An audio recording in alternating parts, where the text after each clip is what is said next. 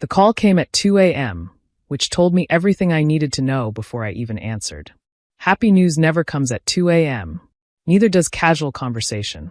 No, 2 a.m. calls are reserved for emergencies, deaths, and desperate people who've run out of options. Mia, my sister's voice was different, hollow, stripped of the smugness that usually dripped from every word. Please don't hang up. I almost laughed. 5 years of silence, and she was worried I'd hang up? I'd answered, hadn't I? Though maybe that was just muscle memory, or morbid curiosity about what could possibly make Princess Chloe call the sister she'd written off. What do you want, Chloe?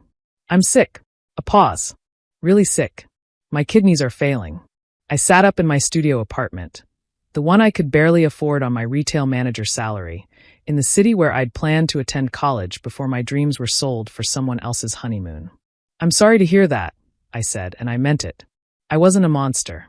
Have you talked to your doctors about the transplant list? That's why I'm calling. Her voice cracked. I need a kidney, Mia. And family members are the best chance for a match. There it was. You need my kidney. The doctors say siblings have a 25% chance of being a perfect match. Will you get tested? I stood and walked to my tiny window, looking out at the community college campus across the street. The one I attended part-time, taking night classes when I could afford them, still chasing the education that should have been mine 5 years ago. I have a question first, I said. Anything. Where did you go for your honeymoon? Silence. Then, Mia, please. This isn't the time. Where did you go, Chloe? Bora Bora, she whispered. 3 weeks in Bora Bora. How much did it cost? Why are you doing this? How much? $48,000. The exact amount of my college fund. The fund our grandparents had left specifically for my education, managed by our parents until I turned 18. Except I never saw 18 with that money. Chloe saw Bora Bora instead. And how was it? Worth it. Mia. I hung up. Let me rewind 5 years. Picture an 18-year-old girl, acceptance letter to her dream school in one hand, financial aid paperwork in the other. Picture her parents sitting her down, explaining that her sister, 23-year-old Chloe, had fallen in love. That weddings were expensive. That honeymoons were once-in-a-lifetime experiences. But this is my college fund, I'd said, still not understanding. From Grandma and Grandpa. For my education. Chloe's happiness is more important than some fancy school, Mom had said. You can go to community college. Take out loans. Chloe only gets one chance at her dream honeymoon. Community college doesn't have my program.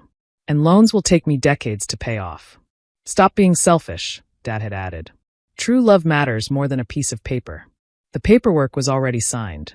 They'd drained the account the day before, co-signers on an account meant to protect my future, used instead to fund Chloe's Instagram-perfect honeymoon. I'd tried everything. Begged. Pleaded. Promised to pay them back.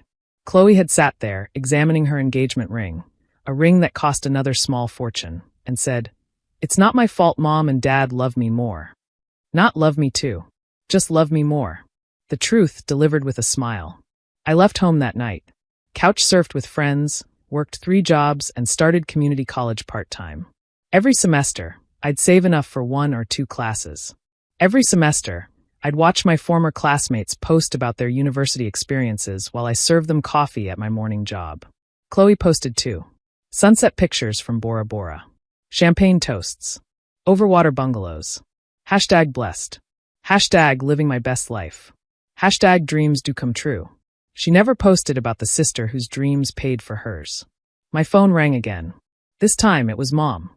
How dare you hang up on your sister? Hello to you too, Mom. She's dying, Mia. Your sister is dying and you're playing games? I'm not playing anything. I asked her a question. She answered it. This grudge has gone on long enough. You need to grow up and help your family. Like you helped me? We've been through this. Chloe needed. My college fund. Yes. For her honeymoon. I remember. It was a loan. We always intended to pay you back. This was new. Really? When? Silence. Then, when things got better. It's been 5 years, Mom. Did things never get better? Or did you just hope I'd forget? Your sister needs a kidney. And I needed an education. Funny how needs work in this family. Education won't save her life. No, but it would have changed mine.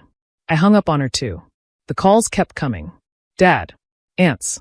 Uncles. Cousins. 5 years of silence from all of them. but now my phone wouldn't stop ringing. The family that had watched my parents gut my future for Chloe's vacation suddenly remembered I existed. The messages were all variations of the same theme. Family helps family. Don't be selfish. You can't put a price on life. She's your only sister. How can you be so cruel? That last one made me laugh. Cruel? I wasn't the one who'd stolen someone's future for a vacation. I wasn't the one who'd spent $48,000 on 3 weeks of luxury, while my sister worked minimum wage jobs. But I wasn't cruel either, which is why, despite everything, I went to get tested. I didn't tell anyone. I just went to the hospital, did the blood work, and waited. When the results came back, I wasn't surprised. Of course I was a match. Of course the universe would arrange things so that the sister who'd taken everything would need the one thing I had left to give. The next time Chloe called, I answered on the first ring. I got tested, I said before she could speak. Oh my God, Mia, thank you. Thank you so much. I knew you'd. I'm a perfect match. She sobbed. You saved my life. When can we schedule the surgery? I have one question first. Anything. I'll answer anything. Over the past 5 years, did you ever once think about paying me back? Silence. Not the whole amount, I continued. Even just part of it. $1,000. 500. Anything to show you understood what you took from me. Mia, we've been struggling. The economy and Derek's business. You went to Hawaii last year. I saw the posts. That was for our anniversary. And Cabo the year before. And that cruise. And didn't you just buy a new car? Those were necessities. A Mercedes is a necessity? You don't understand what it's like being married. Having responsibilities. I understand working 60 hours a week to afford community college. I understand choosing between textbooks and food. I understand watching my dreams disappear into your vacation photos. Are you really going to hold a grudge while I'm dying? I'm not holding a grudge, Chloe. I'm asking if, in 5 years, you ever once thought about what you did to me. It wasn't my fault. Mom and Dad offered. And you took it, knowing it was my college fund, knowing what it meant to me. You took it and spent it on 3 weeks of paradise. And then you forgot I existed. I didn't forget. When's my birthday? Silence. What am I studying in community college? More silence. What's my middle name? Stop it. You can't answer because you don't know. Because I stopped existing for you the moment you got what you wanted. And now I exist again because you need something. Please, she whispered. Please, I'm begging you. I'll give you my kidney, I said, and heard her exhale in relief. But I have conditions. Anything. First, you pay for all my medical expenses. The surgery, the recovery, the time off work. Everything. Of course. Second, you pay back my college fund. The full $48,000. Mia, we don't have. Sell your Mercedes. Take out a loan. Do what I had to do. Figure it out. That's not fair. Neither was stealing my future for your honeymoon. I can't get a loan. My credit is shot. Then I can't give you my kidney. You're going to let me die over money? Are you going to let yourself die over money? Because that's what this is, Chloe. A choice. What matters more, your life or your lifestyle? She hung up on me, but she called back an hour later. Fine, she said. I'll find the money. In writing. Legal contract. Notarized. You don't trust me? I actually laughed. No, Chloe. I don't trust you. The surgery was scheduled for 6 weeks later. Chloe got the money, sold her car, liquidated their vacation fund, took out personal loans. Watching her scramble to gather the funds she'd so easily spent on a honeymoon was poetic justice I hadn't expected. The night before the surgery, she visited me in the hospital. Thank you, she said quietly. I know you hate me. I don't hate you, I said. I nothing you. 4 or 5 years, you've been nothing to me. A stranger who happens to share my DNA. I'm sorry, she whispered. About the money. About everything. Are you sorry, or are you sorry you need my kidney? She didn't answer. That's what I thought. Does it matter? You're getting your money back. It matters because in 6 weeks, when you're healthy again, you'll forget this conversation. You'll forget the desperation. You'll forget what it felt like to need someone you'd thrown away. And I'll still be here, 1 kidney short, finally able to afford the education you stole from me. I won't forget. Yes, you will. Because that's who you are. Someone who takes what they need and forgets the cost to others. But that's okay. Because after tomorrow, we're done. The debt is paid. The kidney is yours. And I never have to speak to you again. The surgery went perfectly. I woke up sore but whole. Chloe got her kidney. I got my check. $48,000, 5 years late, but mine again.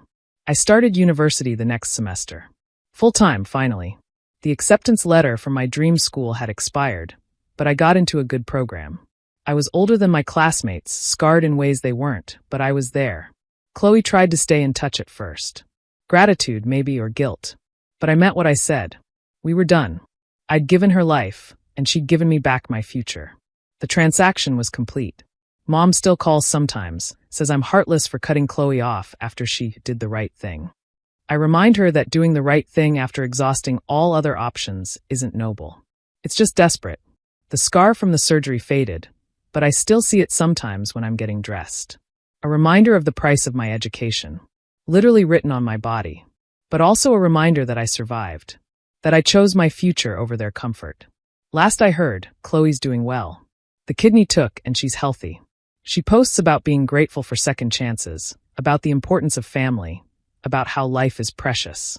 She never mentions where the kidney came from. That's fine. I don't need credit. I have my degree now, the job I always wanted, the life I built twice, once from nothing, once from the ashes of what they took. Sometimes people ask why I only have one kidney. I tell them I donated it to save someone's life. They call me heroic. I don't correct them, but I don't feel like a hero. I feel like someone who learned young that family isn't about blood. It's about choice. And the people who choose to hurt you for their own happiness? They're not family. They're just DNA donors who happen to need a spare part. And spare parts? Those come with a price tag. Mine cost exactly $48,000. The same price as a 3-week honeymoon in Bora Bora. Funny how numbers work out sometimes.